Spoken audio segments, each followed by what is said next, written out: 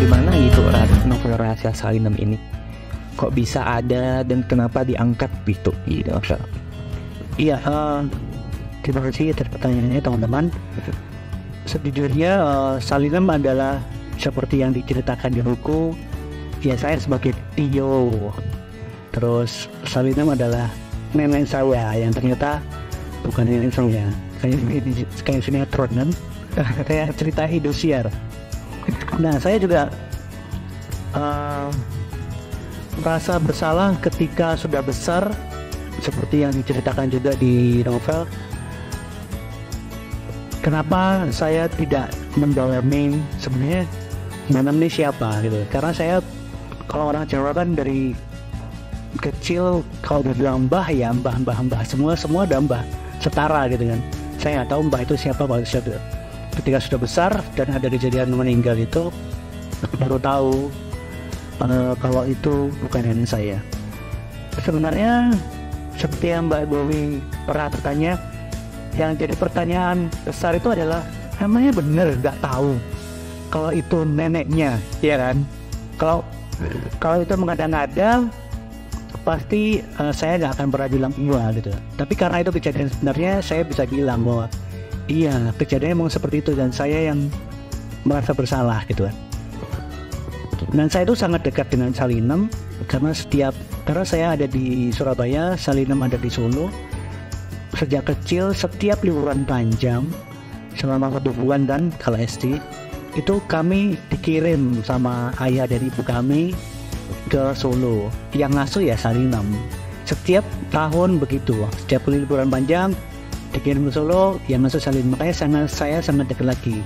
Dan ketika saya setelah liburan, guru-guru saya pasti bilang, siapa yang kemarin liburan? Saya gitu. Kamu kemana? Liburan ke rumah nenek. Itu jawaban saya. Setiap kali tanya liburan ke rumah nenek, ya sudah, itu nenek saya. Jadi pikiran saya, karena nenek-nenek yang lainnya udah meninggal kan, tinggal yang tua ini cuma Salinem. Nah, ketika saya tahu beliau cerita begitu, saya memang berniat untuk menuliskannya sendiri sebenarnya, karena belum kenal Mas Wisnu. Dengan menulis, coret-coret, riset dan sebagainya, dan rasanya kok saya bukan orang yang tepat menuliskannya, karena mungkin jadi tapi nggak sebagus penulis di sebelah saya ini. Jadi singkat kata, saya menuliskan sinopsis, saya memberanikan diri untuk bikin coret-coretan sampul, saya posting. Teman-teman, saya punya cerita seperti ini gitu kan. Terus covernya seperti ini gitu kan. Dan kok banyak yang nyambut dengan baik. Aku tunggu loh. Ini bagus sekali gitu kan.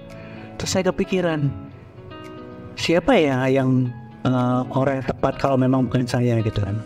Nah, kebetulan singkat cerita ada satu acara yang mempertemukan kami. Saya pikir saya sebagai jurinya, Mas Wisnu pesertanya, salah satu atau menurut saya dari 2018 ya kita ketemu. 2018 Salinem kita ke 2016. Berarti 6 tahun saya ada di dunia buku. Saya tidak pernah menemukan seorang penulis yang menulis sebuah cerpen dengan sangat indah. Dan saya ketemunya Mas Wisnu. Nah, disitulah saya pikir, apa Mas Wisnu mau ya nuliskan cerita ini gitu. Inspirasi gitu. Jadi ada seorang nenek yang menurut saya dia bagus. Kalau ditulis dengan orang yang tepat, eksekusinya bagus, harusnya akan jadi karya yang bagus. Berarti kepikiran Mas Wisnu gitu. Karena saya mau baca, saya memilih Mas Wisnu menjadi pemenang nomor 1 di lomba yang kami adakan. Jadi kalau ada lomba, ada Mas Wisnu, jangan boleh ikut. Karena selalu nomor 1, jangan boleh ikut.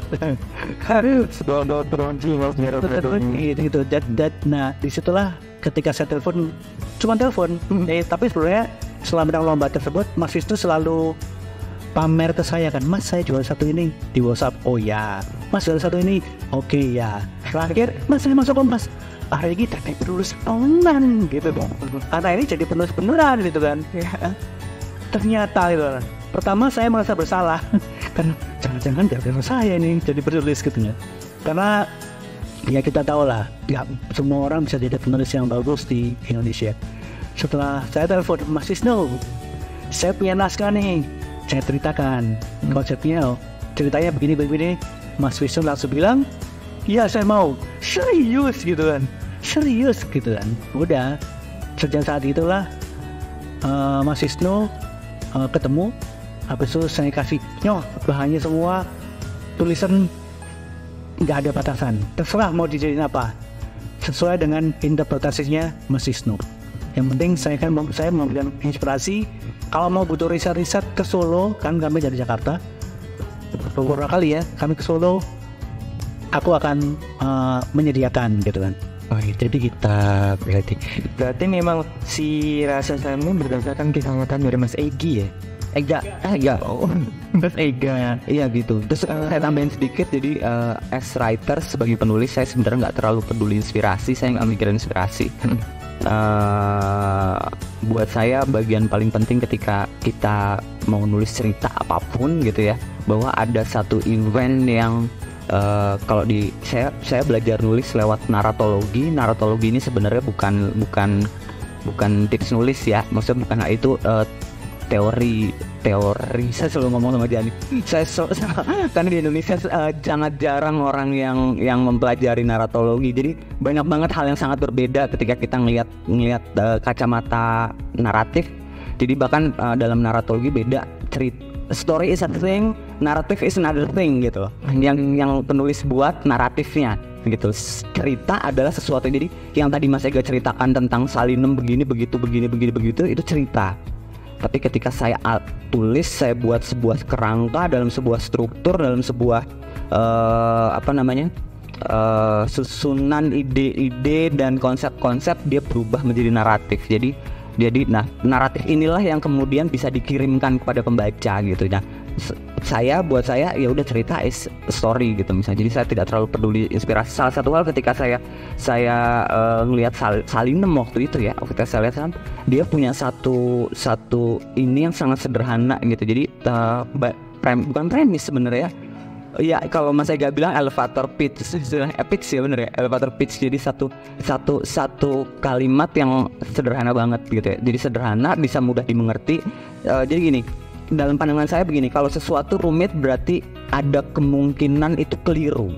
Jadi buat saya, semakin saya bisa melihat sesuatu dengan sederhana, berarti itu semakin baik gitu buat saya. Nah, Salinem ini sederhana banget. Dia ide dasar tuh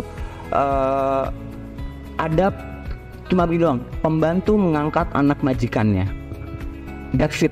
Itu yang saya lihat dari kejadiannya. Jadi kejadiannya memang itu kan, ada pembantu mengangkat anak majikan.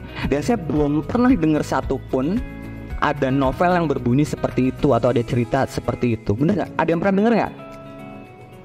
Ya kan? Orang miskin mengangkat anak orang kaya. Kebayang nggak? Bener kan? Ada orang miskin mengangkat anak orang kaya. Itu yang harusnya, this is something gitu.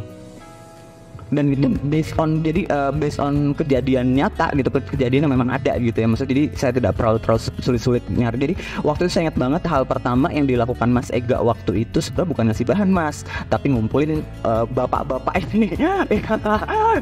Semuanya itu termasuk bahan. Jadi saya dimasukkan ke dalam sebuah grup keluarga, saya diem aja, mereka ngobrol.